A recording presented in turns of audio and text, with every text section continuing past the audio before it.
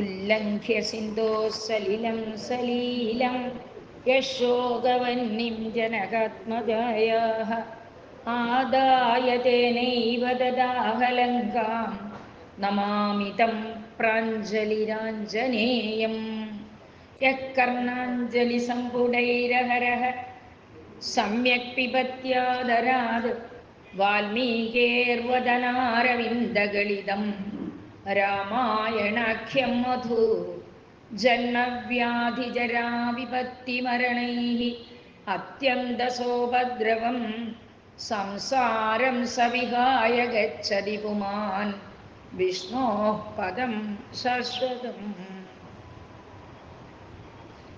അയോധ്യാകാന്ഡത്തിലെ യാഗതി സർവഭൂതാനാം താങ്കതിം തേ പിതാഗതഃ എന്ന് കൈകേയി എപ്പോൾ പറഞ്ഞുവോ, അപ്പോൾ ഭരതൻ കൈകേയിയെ കുറേയധികം ഭർസനം ചെയ്തു, നിന്ദിച്ചു. അവസാനം തനിക്ക് ഈ രാജ്യം വേണ്ട, കൈകേയി തന്നെ ഭരിച്ചോട്ടെ എന്നൊക്കെ പറഞ്ഞ് ദേഷ്യപ്പെട്ട് തിരിച്ചുപോയി. ആ സമയത്ത് പറഞ്ഞു, നീ ഘോരയാണ്, പാപിയാണ്, അതുകൊണ്ട് എനിക്ക് നിന്റെ കൂടെ ഇരിക്കാൻ സാധ്യമില്ല എന്നൊക്കെ പറഞ്ഞു. അപ്പോഴാണ് വസിഷ്ഠ മഹർഷി പറഞ്ഞത് അച്ഛനുള്ള ഔദ്യോഗിക കർമ്മങ്ങളൊക്കെ ചെയ്യണമെന്ന്. അത് കേട്ട ഭരതൻ അച്ഛന് വേണ്ട ഉദകക്രിയകളൊക്കെ ചെയ്തു. അവസാനം ഭരതൻ വനത്തിലേക്ക് പുറപ്പെട്ടു. എല്ലാവരും കൂടെ വന്നു എന്നാ പറഞ്ഞത്. വഴിയിൽ വെച്ച് ഗുഹനെ കണ്ടു. ഗുഹനുമായിട്ട് സംസാരിച്ചു. ആദ്യം ഗുഹൻ വിചാരിച്ചു ഭരതൻ കാട്ടിലേക്ക് ആക്രമിക്കാൻ വരികയാണെന്ന്. പിന്നെ ഭരതനോട് സംസാരിച്ചൊക്കെ കഴിഞ്ഞപ്പോൾ ഗുഹന് സത്യാവസ്ഥ മനസ്സിലായി. എന്നിട്ട് അവിടുന്ന് ഭരദ്വാജ മഹർഷിയുടെ അടുത്തേക്ക് പോവുകയാണ്. അപ്പോൾ ഭരദ്വാജ മഹർഷി പറഞ്ഞു, ചിത്രകൂട പർവ്വതത്തിലാണ് ശ്രീരാമൻ്റെ വാസം എന്ന്.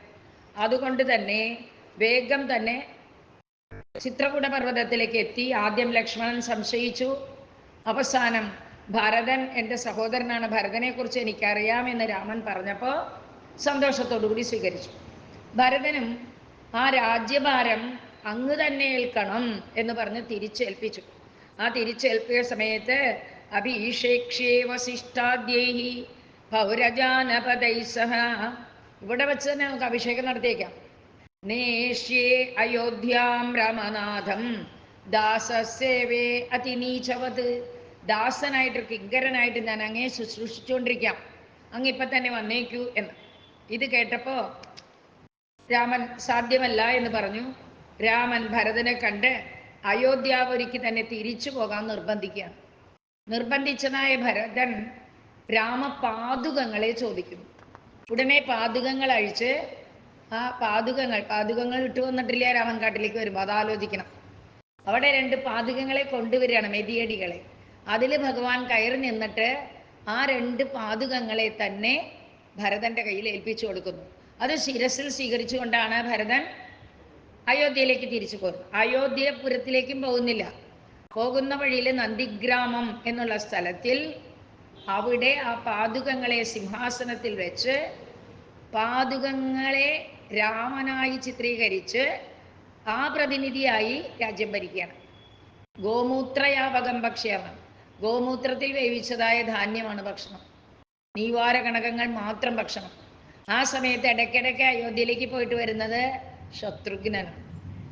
ഭരതൻ അയോധ്യയിലേക്ക് പ്രവേശിച്ചിട്ടേ ഇല്ല എന്നർത്ഥം. എന്നിട്ട് അച്ഛനെ കുറ്റം പറയാൻ പാടില്ല എന്നൊക്കെ പറഞ്ഞിട്ടാണ്. അങ്ങനെ ആ സംഭവം കഴിഞ്ഞു. ഇനി അരണ്യകാന്ഡമാണ്. അരണ്യകാന്ഡത്തിലെ വിരാധനെ വധിക്കുന്ന കാര്യം. അപ്പൊ നമുക്ക് എല്ലാവർക്കും കൂടെ പോകാമെന്ന് പറഞ്ഞു. മാർഗം കാണിച്ചു തരാനായി ശിഷ്യന്മാർ കൂടെ വരട്ടെ എന്ന് പറഞ്ഞ് രാമന്റെ വകം കേട്ടാണ് അത്രി രഘുശ്രേഷ്ഠനോട് പറയാണ്, രാമ അങ്ങ് ആരാണ്? സുരാശ്രയ, ദേവന്മാർക്കൊക്കെ ആശ്രയമല്ലേ? അതുകൊണ്ട് സർവസ്യ മാർഗദ്രഷ്ടാത്വം, എല്ലാവർക്കും വഴികാട്ടിയായ അങ്ങ് സ്വയം കിഞ്ചിത് അന്വക, നിങ്ങൾ തന്നെ ഇപ്പോൾ എല്ലാവർക്കും മാർഗദ്രഷ്ടമായ അങ്ങയ്ക്കാരാ മാർഗദർശകനാവുക? ഭഗവാനാണ് നമുക്കൊക്കെ വഴികാട്ടി. ആ വഴികാട്ടിയായ ഭഗവാനെ വേറെ ആരാ വഴി കാണിച്ചു തരിക? എന്നാലും ഞാൻ ലോകത്തെ അനുസരിച്ചുകൊണ്ട് ഈ കാട്ടിലൂടെ എവിടെ പോയാൽ എത്തുമെന്ന് ഞാൻ വഴി പറഞ്ഞു തരാം. അതിന് രാമചന്ദ്രപ്രഭു പറയാണ്, ഇടയ്ക്കിടയ്ക്ക് അയോധ്യ നാട്ടിലുള്ളവർ ഇങ്ങോട്ട് വന്നേക്കും. അത് നമുക്ക് പ്രശ്നമാണ്, അതുകൊണ്ട് എനിക്ക് ഇവിടുന്ന് പോകണം എന്നാണ്. അപ്പം ശിഷ്യനോട് പറഞ്ഞയച്ച് കുറച്ച് ശിഷ്യന്മാർ പിന്തുടർന്ന് പോയി. രാമൻ പറഞ്ഞു വേണ്ട എന്നൊക്കെ. പക്ഷേ അത്രിയും പുറപ്പെട്ടു. അപ്പം അത്രി മഹർഷിയോട് പറഞ്ഞു അങ്ങ് തിരിച്ചു പോവുക എന്ന്. അങ്ങനെ കുറച്ച് ദൂരം പോയി കഴിഞ്ഞപ്പോഴേ ഒരു വലിയ നദിയും കണ്ടു. ആ നദി കണ്ടപ്പോൾ പറഞ്ഞു, ഈ നദി കടക്കാൻ എന്തെങ്കിലും ഒരു ഉപായമുണ്ടോ എന്ന് ചോദിക്കുകയാണ് ശ്രീരാമചന്ദ്രപ്രഭു. അപ്പം അവരൊക്കെ പറഞ്ഞു ഒരു തോണിയുണ്ട്, ആ തോണി കൊണ്ട് അക്കരെ കടക്കാൻ നമുക്ക് സാധിക്കും, തീർച്ചയായിട്ടും ഞങ്ങൾ തന്നെ നിങ്ങളെ കടത്തിത്തരാം എന്ന് പറഞ്ഞുകൊണ്ട് വേഗം തന്നെ ഒരു നദി കടത്തി കൊടുത്തു. അങ്ങനെ രാമനാൽ അഭിനന്ദിക്കപ്പെട്ട് അവരൊക്കെ തിരിച്ചുപോയി. അപ്പം രാമനും സീതയും ലക്ഷ്മണനും മാത്രമേ ഇപ്പോൾ അവിടെ ഉള്ളൂ. ആ സമയത്ത് ആ ദണ്ഡകാരണ്യം എന്ന സ്ഥലത്തേക്കാണ് വന്നിട്ടുള്ളത്. ദണ്ഡകാരണ്യത്തിൽ ദണ്ഡധരന്മാരായ കുറെ അസുരന്മാരാണ്, രോമഹർഷം തോന്നിപ്പിക്കുന്ന തരത്തിൽ ഭീകരന്മാർ, കണ്ടാൽ തന്നെ പേടിയാവും അങ്ങനെയുള്ള കരം. അതുകൊണ്ട് വളരെ ശ്രദ്ധിച്ചു വേണം പോകാൻ. എപ്പോഴും ഞാണ് കുലയ്ക്കാൻ തയ്യാറായിട്ട്, വില്ല് കുലച്ച് ഞാനാക്കണമല്ലോ, അതിന് തയ്യാറായിട്ടിരിക്കണം എന്ന് പറഞ്ഞുകൊണ്ട് എല്ലാവരും കൂടി കയ്യിൽ അമ്പും വില്ലും ധരിച്ചതായ ശ്രീരാമനും സന്നദ്ധ കവചീ കട്ടി ചാപബാണതരോ യുവ അവർ ഗച്ഛൻ സഹാനുജഹ രമ, അനുജനോടുകൂടി രാമൻ അങ്ങനെ പോയിക്കൊണ്ടിരിക്കുകയാണ്. എല്ലായിടത്തും രാക്ഷസന്മാരുണ്ട്, ഇവിടെ ഒളിഞ്ഞിരിക്കുന്നു, മായാവികളാണ് എന്നൊക്കെ നോക്കിക്കൊണ്ട് നാലുപാടും കണ്ണ് കറക്കിക്കൊണ്ട് പോവാത്രേ.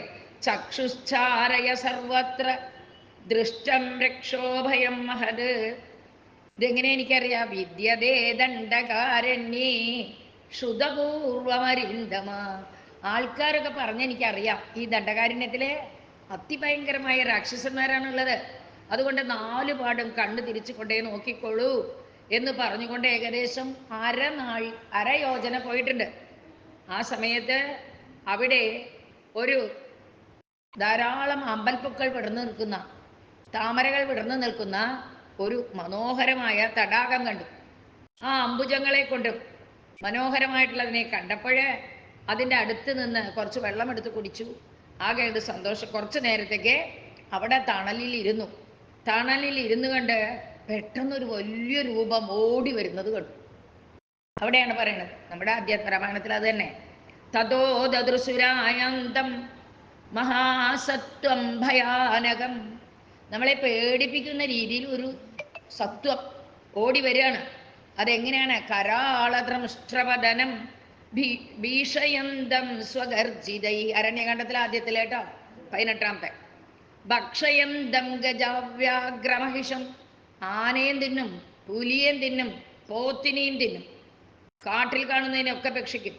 അങ്ങനെയുള്ളവൻ ഉടനെ തന്നെ കയ്യിൽ വില്ല് കുലച്ചുകൊണ്ട് രാമൻ ലക്ഷ്മണനോടായിട്ട് പറഞ്ഞു, ഈ മഹാകായിക വലിയ ശരീരമുള്ള ഇവനെ നോക്കൂ, ആയാതി അഭിമുഖം നോത്ര ഭീരൂണാം ഭയമാവും. നമുക്ക് പേടിക്കണ്ട കേട്ടോ, നമ്മൾ ഭീരുക്കളല്ല. ഭീരുക്കളെ പേടിപ്പിക്കുന്ന രീതിയിൽ ഇതാ ഓടി വരുന്നത് നോക്കൂ. അതുകൊണ്ട് തയ്യാറായിട്ട് നിൽക്കൂ, വില്ല് കുലച്ച് റെഡിയായിട്ട് നിൽക്കൂ. പക്ഷേ പേടിക്കണ്ട കേട്ടോ ജനകനന്ദിനി, മാഭൈഹി ജനകനന്ദിനി എന്ന് സീതയോട് പറഞ്ഞു, ഭയപ്പെടണ്ട എന്ന് പറഞ്ഞുകൊണ്ട് രാമൻ വില്ലും കുലച്ച് റെഡിയായിട്ട് നിന്നു. ആ രാമനാഥനെയും ലക്ഷ്മണനെയും ജാനകിയും കണ്ടതായ ആ ഘോരരൂപം വളരെ അട്ടഹസിച്ചുകൊണ്ട് അടുത്തേക്ക് വന്ന് ഭീഷയന് ഇതമഭ്രം, ഭയപ്പെടുത്തിക്കൊണ്ട് പറഞ്ഞു, നിങ്ങളാരാ ഈ അമ്പും വില്ലും ധരിച്ച്, തലയൊക്കെ കണ്ടാൽ തപസ്സികളെ പോലെ ജടയും ധരിച്ച് നിങ്ങളിരുവരും ആരാണ്? എന്തിനാ ഈ കാട്ടിലേക്ക് വന്നിരിക്കുന്നത്? ഈ കാടെങ്ങനെയാ? വ്യാളാളി നിഷേവിതം എന്ന് പറഞ്ഞു. ക്രൂര സർപ്പങ്ങളും ക്രൂരമൃഗങ്ങളും നിറഞ്ഞിട്ടുള്ള ഈ കാട്ടിലേക്ക് നിങ്ങൾ എന്തിനാ വന്നത്? ആ വാക്ക് കേട്ടപ്പോൾ ഭഗവാൻ ഒന്ന് ചിരിച്ചു അത്രേ. ചിരിച്ചുകൊണ്ട് പറഞ്ഞു, അഹം രാമഃ, ഞാൻ രാമനാണ്. അയം ഭ്രാതാ ലക്ഷ്മണോ മമ സമ്മതഃ, എനിക്ക് ഏറ്റവും പ്രിയപ്പെട്ട സഹോദരനായ ലക്ഷ്മണനാണ് ഇവൻ. ഏഷാ സീത മമ പ്രാണവല്ലഭ, എൻ്റെ പ്രിയതമയാണ് ഈ സീത. ഞങ്ങളൊക്കെ കൂടെ ഇവിടെ വന്നിരിക്കുന്നത് എന്തിനു വേണ്ടിയിട്ട്? പിതൃവാക്യം അനുസ്മരന്തഃ, അച്ഛൻ്റെ വാക്ക് പരിപാലിക്കാൻ വേണ്ടി, നിങ്ങളെ പോലുള്ളവരെ ശിക്ഷിക്കാൻ വേണ്ടി. അതിനാണ് ഞങ്ങൾ ഇവിടെ വന്നിരിക്കുന്നത്. ഈ ദണ്ഡകാരണ്യവാസികളായ മഹർഷിമാർക്ക് സൗകര്യം ചെയ്തു കൊടുക്കാൻ, അച്ഛൻ്റെ വാക്ക് പരിപാലിക്കാൻ എന്ന് പറഞ്ഞപ്പോൾ ഈ രാക്ഷസന് ആകെപ്പാടൊരു തമാശ. വായ അങ്ങോട്ട് പിളർന്നു. ആന്ന് പറഞ്ഞ ഗുഹ പോലുള്ള വായ തുറന്നിട്ട് ബാഹുഭ്യാം കൈകളിൽ ശൂലം എടുത്തുകൊണ്ട് വരികയാണ്. എന്നിട്ട് പറയണേ, ഞാൻ ആരാന്നറിയില്ലേ രാമ? രാമെന്നല്ലേ പേര്, ഞാൻ ആരാന്നറിയില്ലേ? പ്രസിദ്ധനാ, കുപ്രസിദ്ധൻ എന്ന് പറയില്ലേ, അതുപോലെ വളരെ പ്രസിദ്ധനാ. എൻ്റെ പേര് വിരാധൻ എന്നാണ്. അപ്പൊ പറയാം, മാം ന ജാനാസി രാമത്വം വിരാധം ലോകവിശ്രുതം. ലോകം മുഴുവൻ പേര് കേട്ടതായ വിരാധനാണ് ഞാൻ. എന്നെ പേടിച്ചിട്ടുള്ള മുനിമാരെല്ലാവരും ഈ കാട് ഉപേക്ഷിച്ചു പോയി, താമസം തന്നെ മാറ്റിപ്പോയിട്ടുണ്ട്. അത്ര കേമനാണ് ഞാൻ. ഇനി നിനക്ക് ജീവിക്കാൻ ആഗ്രഹമുണ്ടോ? യതി ജീവിതം ഇച്ഛ അസ്ഥി എന്നാ പറഞ്ഞത്. നിനക്ക് ജീവിക്കണമെന്ന് കുറച്ചെങ്കിലും ആഗ്രഹം ഉണ്ടെങ്കിൽ ഈ സീതയെ എൻ്റെ അടുത്ത് ഏൽപ്പിച്ചു പോകും. തെക്വാ സീതാം, സീതയെ ഉപേക്ഷിക്കൂ, ആയുധവും താഴ്ത്തു വയ്ക്കൂ, എന്നിട്ട് നിങ്ങൾ പൊക്കോളൂ. വേഗം ശീഘ്രം പലായതാണ് പറഞ്ഞത്. ഇവിടുന്ന് ഓടിക്കോ, അല്ലെങ്കിൽ ഞാൻ നിങ്ങളെ രണ്ടുപേരെയും പിടിച്ചു തിന്നും. അപ്പോഴും സീതയെ തിന്നില്ല, നിങ്ങളെ രണ്ടുപേരെയും ഞാൻ പിടിച്ചു തിന്നേക്കും എന്ന് പറഞ്ഞുകൊണ്ട് സീതയെ മടിയിലെടുക്കാനായിട്ട് പുറപ്പെട്ടു. സീതാ മാതാതും അഭിദ്രുവേന്നു, സീതയെ അങ്ങോട്ട് കയ്യിലെടുക്കാനായിട്ട് പുറപ്പെട്ടു. ആ സമയത്ത് ശ്രീരാമൻ ബാഹു, ആ കൈ അങ്ങോട്ട് വെട്ടി ചിരിച്ചുകൊണ്ട് ക്രോധപരീതാനെ പിന്നെ വായം തുറന്നുകൊണ്ട് വീണ്ടും അടുത്തേക്ക് വന്ന സമയത്ത് ഓടുന്നതായ ആ അഭ്യദ്രവത് രാമ ശിച്ഛേദ പരിതാവത പദദ്വയം, രണ്ട് കാലുകളും വെട്ടിയിട്ടു. ഓടി വരാൻ ഈ കാലുണ്ടായിട്ടല്ലേ നിനക്ക് ഓടി വരാൻ പറ്റണത് എന്ന് പറഞ്ഞുകൊണ്ട് ശ്രീരാമൻ ആ രണ്ട് കാലും അങ്ങോട്ട് വെട്ടി. ആ സമയത്ത് അത്ഭുതമിവ അഭവം, ഒരു അത്ഭുതം സംഭവിച്ചു. എന്താണ്? അപ്പം എന്ത് ചെയ്തു? വായ കൊണ്ടെല്ലാം ഇഴഞ്ഞുകൊണ്ട് വന്ന് ഇവരെ തിന്നാനായിട്ട് പുറപ്പെട്ടു. ആ സമയത്ത് അർദ്ധചന്ദ്രമായ തൻ്റെ ബാണം കൊണ്ട് വിരാധൻ്റെ ശിരസും വെട്ടിയിട്ടു. അപ്പോഴേക്കും രക്തച്ചൊരിച്ചിലായി അയാൾ നിലത്ത് വീണു. വേഗം തന്നെ സീത രാമനെ ആലിംഗനം ചെയ്ത് പ്രശംസിച്ചു അത്രേ. അങ്ങനെ ദുന്ദുബുകൾ മുഴങ്ങി, ആകാശത്ത് നിന്ന് പുഷ്പവൃഷ്ടിയൊക്കെ ചൊരിഞ്ഞു. നോക്കിക്കൊണ്ടിരിക്കുമ്പോൾ തന്നെ ആകെപ്പാടെ ആ സീൻ അങ്ങോട്ട് ചേഞ്ചായി. എന്തായിരുന്നു അവിടെ ഉണ്ടായത്? വിരാധകായാത് അതിസുന്ദരാകൃതി വിഭ്രാജമാനോ വിമലംബരാവൃത. നല്ല പുതുവസ്ത്രമൊക്കെ ധരിച്ച് സുന്ദര കളേവരനായിട്ട് ഒരുവൻ ഈ വിരാധന്റെ ശരീരത്തിൽ നിന്ന് പുറപ്പെട്ടു. അവൻ എങ്ങനെയാണ്? പ്രതപ്ത ചാമീകര ചാരുഭൂഷണ, നല്ല സ്വർണ്ണാഭരണങ്ങളൊക്കെ അണിഞ്ഞുകൊണ്ട് മുമ്പില് ആകാശത്തിലെ സൂര്യനെ പോലെ പ്രകാശമാനമായിട്ട് ഒരു പുരുഷൻ ഇവരുടെ മുമ്പിൽ നിന്നിട്ട് വേഗം ആ ഭഗവാന്റെ പാദങ്ങളിൽ അങ്ങ് നമസ്കരിക്കുകയാണ്. നമസ്കരിച്ചിട്ട് എന്താണ്? ഭവപ്രഭാഹോരപമം ഘൃണാകരം. ആ ഭഗവാൻ എങ്ങനെയാണ്? സംസാരമാകുന്ന ഒഴുക്കിൽ നിന്നും നമ്മളെ രക്ഷിക്കുന്നവനാണ്. അങ്ങനെയുള്ള അദ്ദേഹത്തെ പ്രണമ്യ നമസ്കരിച്ചുകൊണ്ട് വീണ്ടും വീണ്ടും ദണ്ഡനമസ്കാരം ചെയ്തു അത്രേ. എന്നിട്ട് ആ വിരാധൻ പറയാണ്, വിരാധൻ സ്തുതി, വിരാധന്റെ സ്തുതിയുണ്ട്. എന്താണ് വിരാധൻ സ്തുതിച്ചത്? ശ്രീരാമ രാജീവദള ആയതാക്ഷ വിദ്യാധരോഹം വിമല പ്രകാശ ദുർവാസസാകാരണകോപമൂർത്തിന ശബ്ദപുരോസോദ്യ വിമോചിതസ്ത്വയ. പണ്ട് ദുർവാസസിന്റെ ശാപം കൊണ്ടാണ് ഞാൻ ഈ രാക്ഷസ രൂപത്തെ പ്രാപിച്ചത്. ഇന്നെനിക്ക് ആ രാക്ഷസ രൂപം പോകാൻ കാരണമായി. ഇനി ഞാൻ എൻ്റെ ഉള്ളകാലം ശ്രീമത് പാദചരണാരവിന്ദയോഹോ, അങ്ങയുടെ പാദങ്ങളിൽ തന്നെ എനിക്ക് ഓർമ്മയുണ്ടാകണം, സ്മരിക്കാൻ കഴിയണം.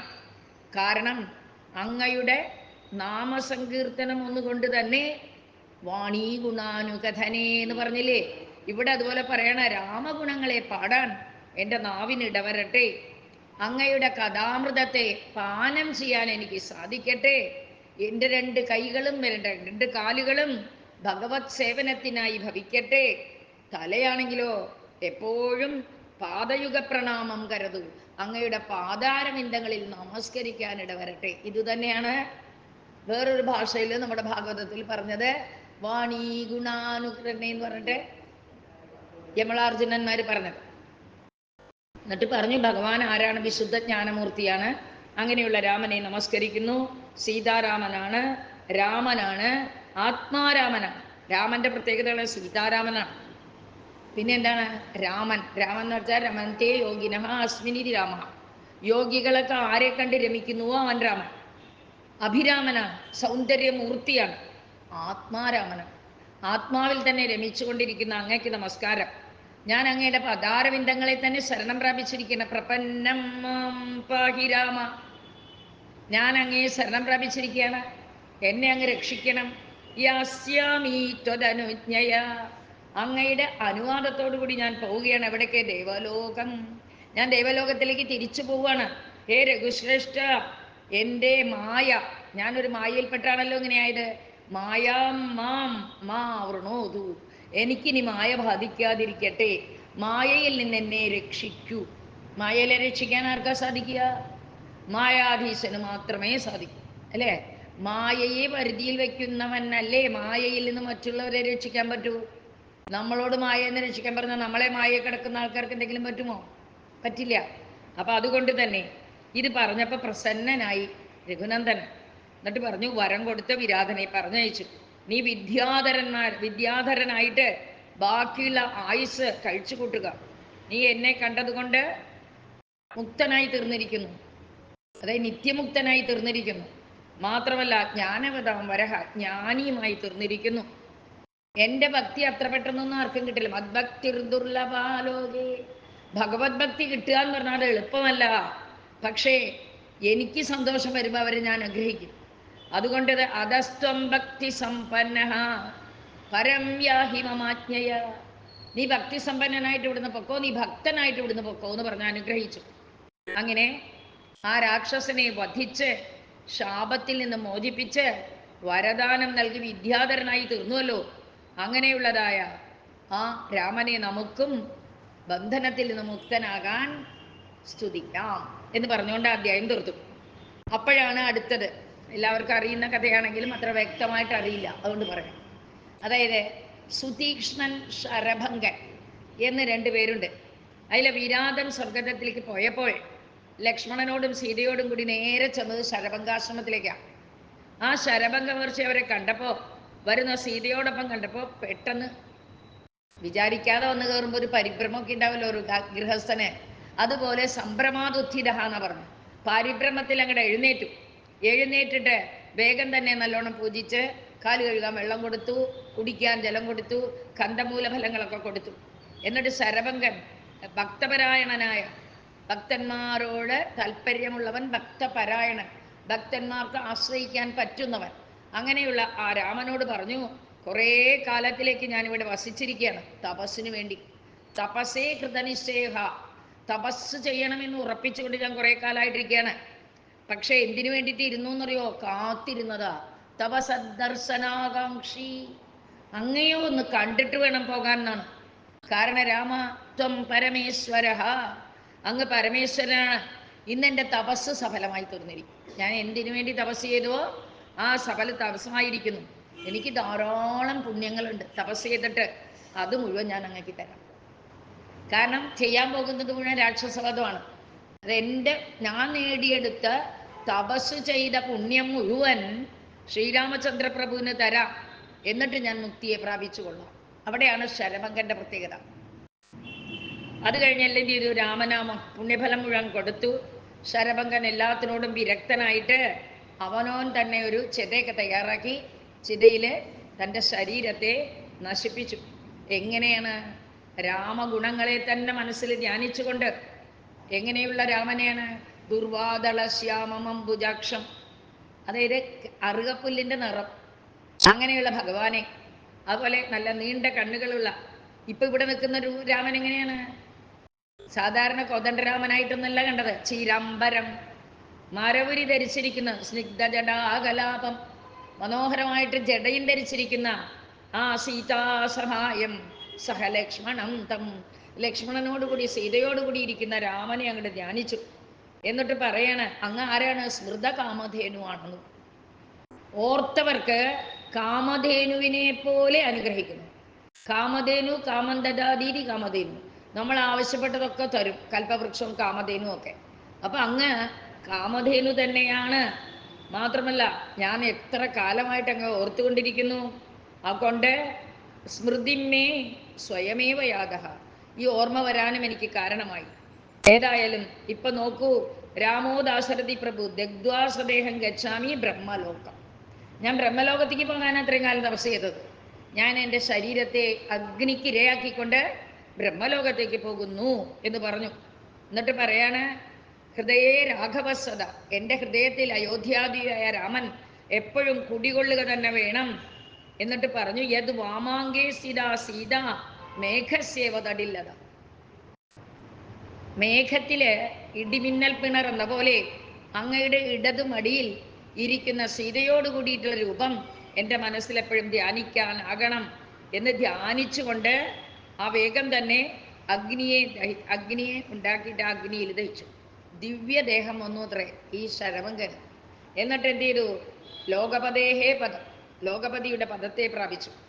അപ്പൊ ദണ്ഡകാരണ്യവാസമുള്ളവരൊക്കെ വന്നു ആ ശരഭങ്കന്റെ നിവേശനത്തിലേക്ക്. എല്ലാവരും വന്ന് കേട്ടറിഞ്ഞ് രാമൻ വന്നിട്ടുണ്ട്, ശരഭങ്കൻ തൻ്റെ ശരീരം ഉപേക്ഷിച്ചു കഴിഞ്ഞു എന്നറിഞ്ഞപ്പോൾ ദണ്ഡകാരണ്യത്തിൽ താമസിക്കുന്ന എല്ലാ മഹർഷിമാരും വന്നു. ആ മഹർഷിമാരൊക്കെ വന്ന് ജാനകി രാമലക്ഷ്മണ എല്ലാവരും ഇവരെന്ത് ചെയ്തു? മഹർഷിമാരെ പ്രണമിച്ചു, നമസ്കരിച്ചു. ആ നമസ്കരിച്ചപ്പോൾ അവരെ ആശീർവാദങ്ങളൊക്കെ ഉണ്ടെങ്കിൽ എന്താ വെച്ചാൽ മഹാന്മാരെ ആശീർവദിക്കുന്നതുകൊണ്ട് ഗുണം. സത്യാഹ ആശിഷഹാന, ആശീർവാദം എപ്പോഴും സത്യമാകും.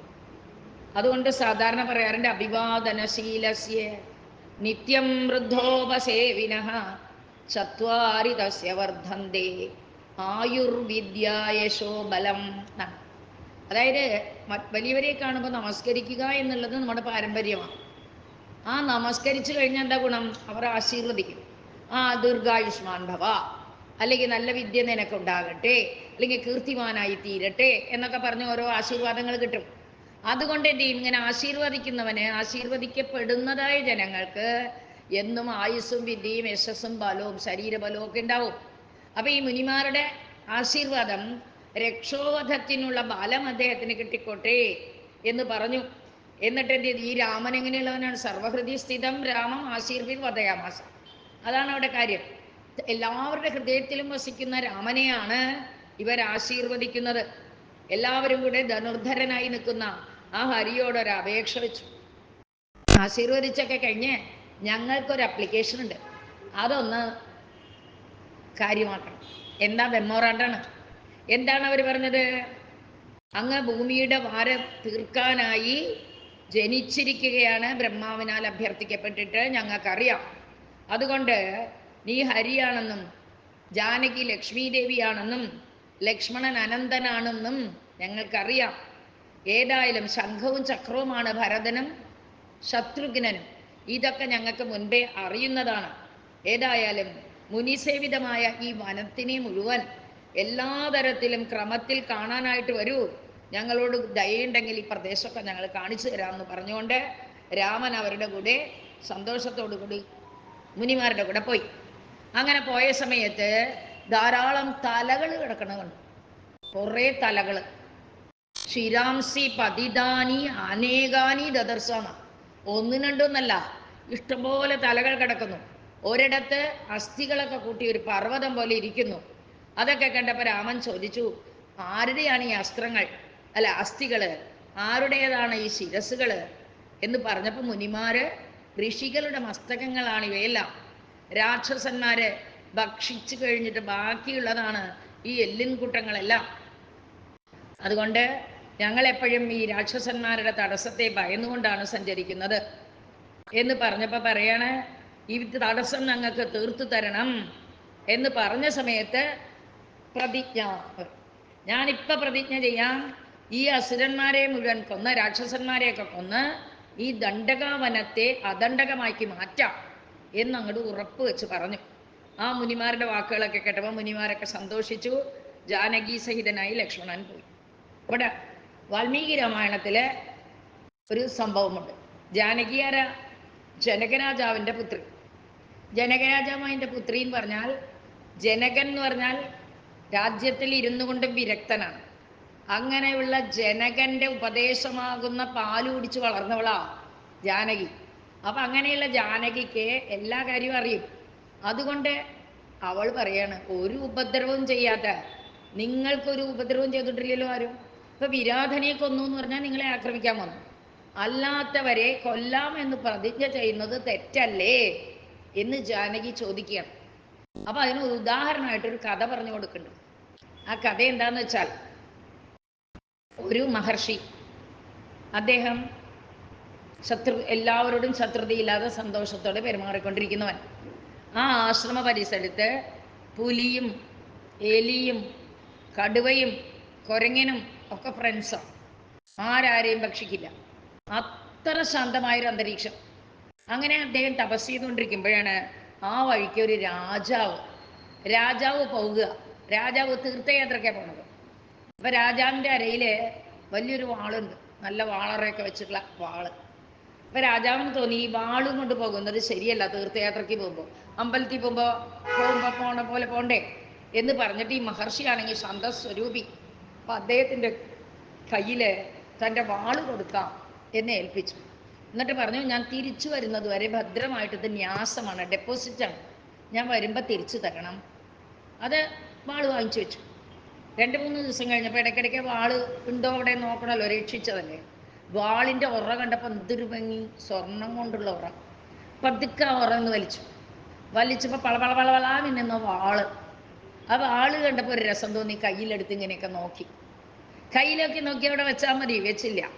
പിറ്റേ ദിവസം അതെടുത്തു, അടുത്തുള്ള ചെടികളൊക്കെ ഇങ്ങനെ ടിങ് ടിങ് ടിങ് ആക്കിയപ്പോൾ എന്തൊരു രസം, വേം തല പോവാണ് ഓരോ മരത്തിൻ്റെ ചെടി. വലിയ സന്തോഷമായി. പിന്നെ അതൊരു വിനോദമായി മാറി.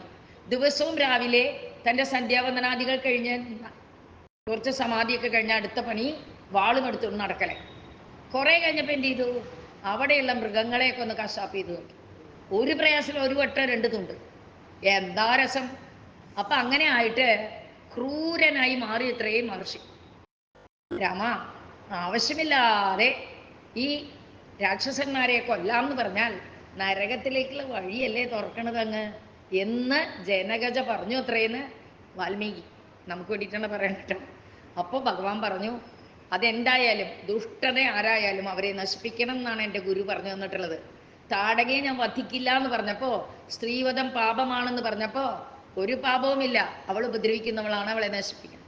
ഈ മുനിമാരൊക്കെ എൻ്റെ സംരക്ഷണത്തിൽപ്പെടേണ്ട അയോധ്യാവാസികളാണ്. ദണ്ഡകാരണ്യം എന്ന് പറഞ്ഞാൽ അതൊക്കെ നമ്മുടെ രാജ്യത്തിൽപ്പെടും. അവരെ രക്ഷിക്കേണ്ട ധർമ്മം എനിക്കുണ്ട്. അതുകൊണ്ട് ജനകനന്ദിനി ഞാൻ അത് പ്രതിജ്ഞ ചെയ്തിരിക്കുന്നു എന്ന് പറഞ്ഞു. അങ്ങനെ പ്രതിജ്ഞ ചെയ്തു. ആ പ്രതിജ്ഞ ചെയ്തിട്ട് എല്ലാ ഋഷിമാരുടെ ആശ്രമങ്ങളും കണ്ടുകൊണ്ട് മനസ്സന്തോഷത്തോടുകൂടി അങ്ങനെ സഞ്ചരിക്കുകയാണ്. ആ സഞ്ചരിക്കുമ്പോഴാണ് സുതീക്ഷ്ണൻ എന്നൊരു മഹർഷി അവിടെ ഉണ്ട് എന്നൊരു കേട്ടുകേൾവി. സുതീക്ഷ്ണൻ വേണ്ടി രാമനും ലക്ഷ്മണ ഭാര്യാസമേതനായിട്ട് വന്നിരിക്കുകയാണ് എന്നറിഞ്ഞപ്പോൾ സുതീക്ഷ്ണൻ രാമനെ കാണാനായിട്ട് വന്നു. അദ്ദേഹം ആരാണ്? അഗസ്ത്യ ശിഷ്യൻ.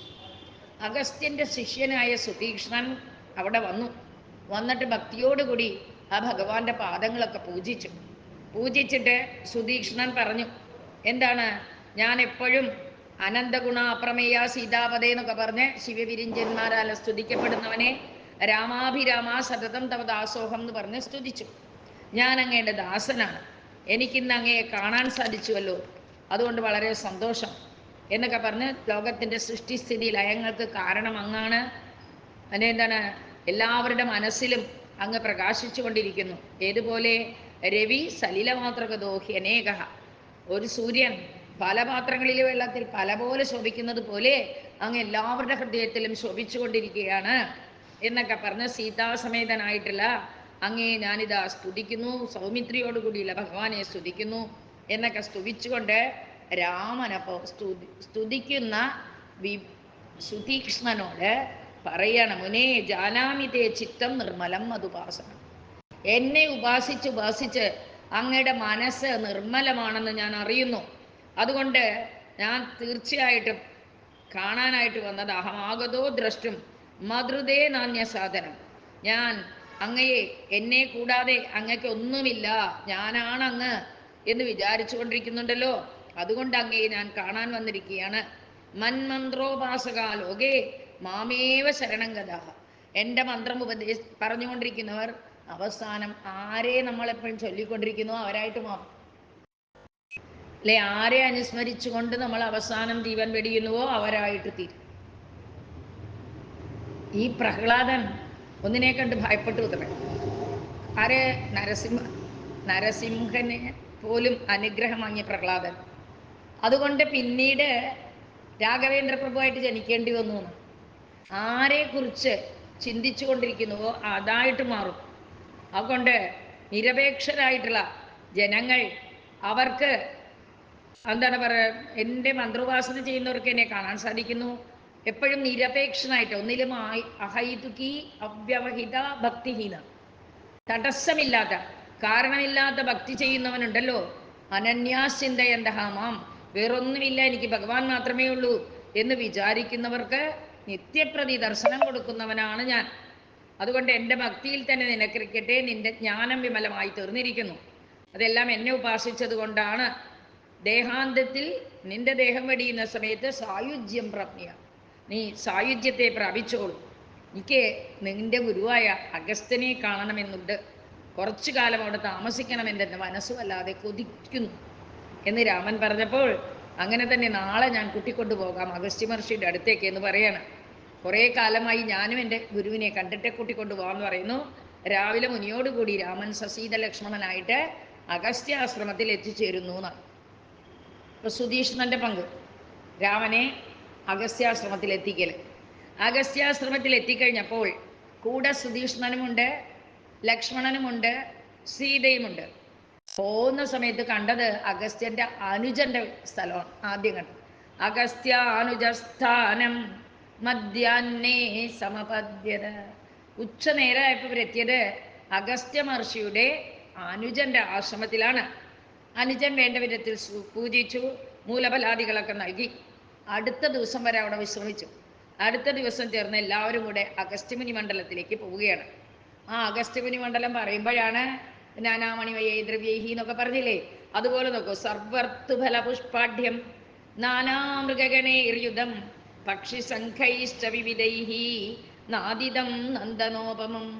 നന്ദന ഉദ്യാനം പോലെ മനോഹരമായിരുന്നു അത്രേ. ബ്രഹ്മർഷിമാരുണ്ട്, ദേവർഷിമാരുണ്ട്, മുനിമന്ദിരങ്ങൾ മുഴുവൻ അവിടെയുണ്ട്. എല്ലായിടത്തും കണ്ടാൽ മറ്റൊരു ബ്രഹ്മലോകമാണോ എന്ന് തോന്നും. അങ്ങനെയുള്ള അഗസ്ത്യാശ്രമത്തിലെത്തി. ആ പുറത്ത് തന്നെ നിന്നുകൊണ്ട് രാമൻ മുനിയോട് പറയാണ്, സുതീക്ഷ്ണ നീ വേഗം പോ, എന്നിട്ട് ഞങ്ങൾ വന്നിട്ടുണ്ട് എന്നുള്ള വിവരം അറിയിക്കൂ എന്ന്. അപ്പം അഗസ്ത്യമുനി എന്ത് ചെയ്തു? അഗസ്ത്യമുനി വര്യായ സീതയാ ലക്ഷ്മണേനജ മഹാപ്രസാദയുക്ത സുതീഷ്ണ പ്രയോഗുരു. സുതീഷ്ണൻ വേഗാകത്തേക്ക് ചെന്നു. ആശ്രമത്തിൽ ചെന്ന് അവിടെ എല്ലാ ഋഷിമാരാലും ചുറ്റപ്പെട്ടിരിക്കുന്ന അഗസ്ത്യ മഹർഷിയോട് പറഞ്ഞ സമയത്ത് ആ വിനയാവനായിട്ടാണ്, ഗുരുവാണല്ലോ, ഗുരുവിനെ പ്രണമിച്ചുകൊണ്ടാണ് സുതീഷ്ണൻ പറഞ്ഞത്. അത് കേട്ടപ്പോൾ കുറച്ച് ശീഘ്രമാനയാ, ദൈവം കൊണ്ടുവരൂ രാമനെ, എനിക്ക് രാമനെ കാണാൻ കൊതിയായിരിക്കൂ. മമ ഹൃദി സ്ഥിതം. നമ്മളെ ഭാഗവതം പഠിക്കുമ്പോൾ പറയാണ്, മുമ്പിലിരിക്കുന്ന ഹൃദിസ്ഥം പൂജയാമാസ മായയോപാത്ത വിഗ്രഹം.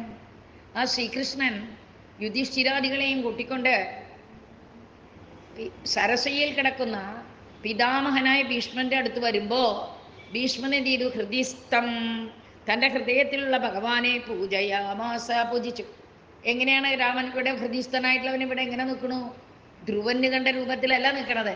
മായയോപാത്ത വിഗ്രഹം, മായ കൊണ്ട് ഒരു മനുഷ്യരൂപത്തിൽ വന്ന് നിൽക്കുന്ന കൃഷ്ണനെ കണ്ടു എന്ന് നമ്മൾ പഠിച്ചിട്ടുണ്ട്. അതുപോലെ ഇവിടെ അഗസ്ത്യ മഹർഷി ഹൃദിസ്ഥിതം രാമം, എൻ്റെ ഹൃദയത്തിൽ എപ്പോഴും ഉണ്ട് ആ രാമനെ ശീഘ്രമാനയ എന്ന് പറഞ്ഞ സമയത്ത്, ഭക്തിയോടുകൂടി വരാൻ പറഞ്ഞ സമയത്ത്, ഞാൻ അദ്ദേഹത്തെ തന്നെ ധ്യാനിച്ചു കൊണ്ടിരിക്കുകയാണ്, അദ്ദേഹത്തെ കാണാൻ കൊതിച്ചു കൊണ്ടിരിക്കുകയാണ് എന്നൊക്കെ പറഞ്ഞ സമയത്ത്, ദാ നിന്നെ കണ്ടത് എനിക്ക് വളരെ സന്തോഷം. രാമനും മുനിയെ കണ്ട് ഹർഷത്തോടുകൂടി സീതയോടും ലക്ഷ്മണനോടും കൂടി ദണ്ഡവത് പ്രണാമം ചെയ്തു. അത് കഴിഞ്ഞ് ഒരു കൈ കൊണ്ട് മറ്റൊരു കൈയിനെ പിടിച്ച് രഘുത്തമനെ സ്വാശ്രമത്തിലേക്ക് കൂട്ടിക്കൊണ്ടുപോയിത്രേ അഗസ്ത്യ മഹർഷി.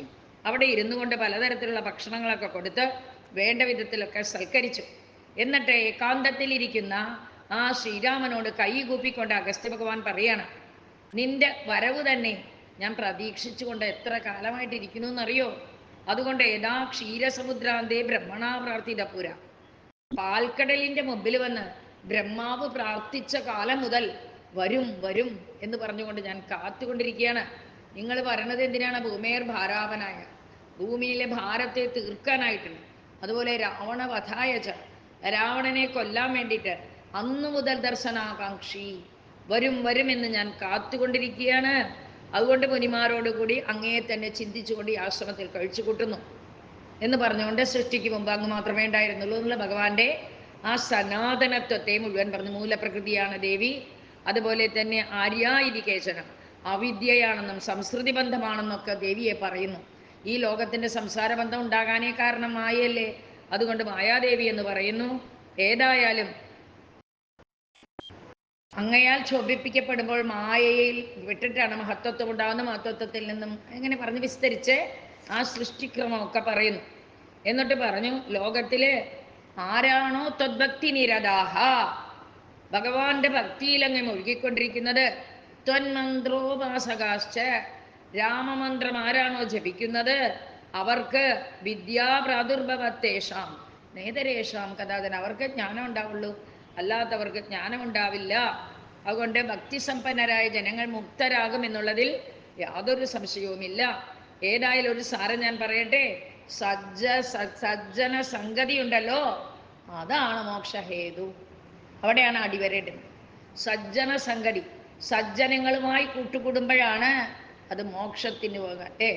നമ്മൾ കപിലോപദേശം പറയുമ്പോൾ ആദ്യത്തെ ശ്ലോകത്തിൽ നാരായണഭട്ടതിരി അതാ പറഞ്ഞു, മതിരിഹ ഗുണസക്ത ബന്ധകൃത്തേഷ്വസക്ത മഹദാനുഗമലഭ്യ ഭക്തിരേവാത്ര സാധ്യ എന്ന് പറഞ്ഞു.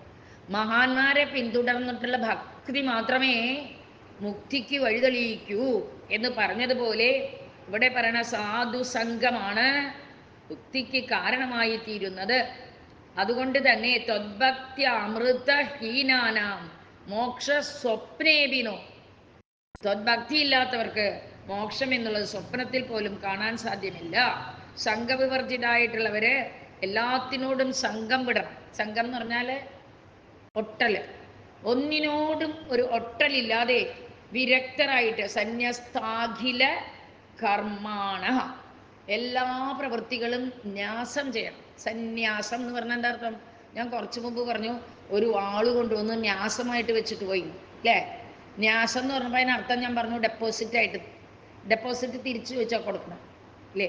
നമ്മളെന്ത് വേണം? സർവകർമ്മങ്ങളും ഭഗവത് ന്യസ്തകർമാണ, ഭഗവാനിൽ സമീപിക്കണം. അതുകൊണ്ടാണ് സന്യാസികൾ എന്നവരെ പറയുന്നത്.